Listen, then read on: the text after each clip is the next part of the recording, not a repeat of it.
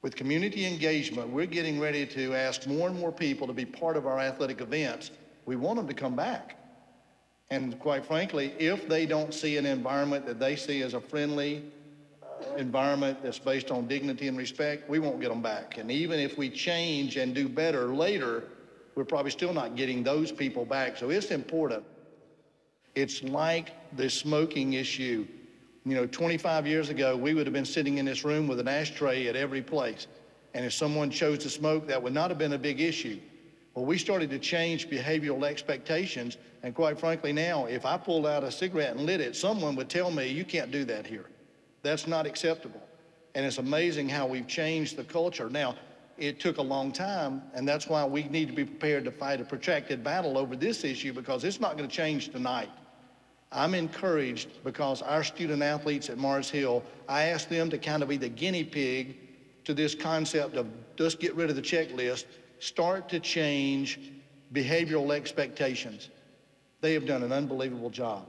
All of us know that in the stands, if we have a problem, there's a very good chance that it is a student athlete from another team. Our student athletes have redefined a supportive fan. They have said, if you were that student athlete at our game who was there to support our basketball team and you're being abusive to the other team, they're telling you, you're not our supportive fan. We are redefining a supportive fan. You are a person who has come to the game to detract from our game. You're not here to support us. You want to attract the attention to yourself. You're self-serving. The second thing they did, and this is, here again, this is not earth-shattering. We read a sportsmanship statement every contest, as do you. And at the first football game, they ask a football player to stand in front of the crowd right before kickoff, not 30 minutes before, right before kickoff, and read this sportsmanship statement to the crowd. Not only that, they invited a member of the opposing team to stand with him. So you've got two student athletes, one from each school, standing at midfield with a microphone in hand reading the statement. People listened. People listened. I'll read the statement that was read at the football game. It just said this: "Welcome to today's football game between the Bulldogs and the Lions. We see this field as an extension of our classroom environment where we learn dignity and respect for others. Today, we ask that you support the student athletes of your respective teams. We also ask that you support the student athletes from both institutions by honoring our request that you treat all fans, officials, coaches, and student athletes with respect."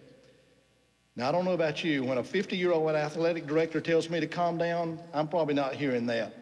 But a student athlete tells me to please honor our request to do the right thing, to conduct yourself appropriately, I'm listening to that. And people have listened. The other thing that we've done that was an important part of this process is we know that if we improve our game environments, we may go somewhere that hasn't improved their game environment.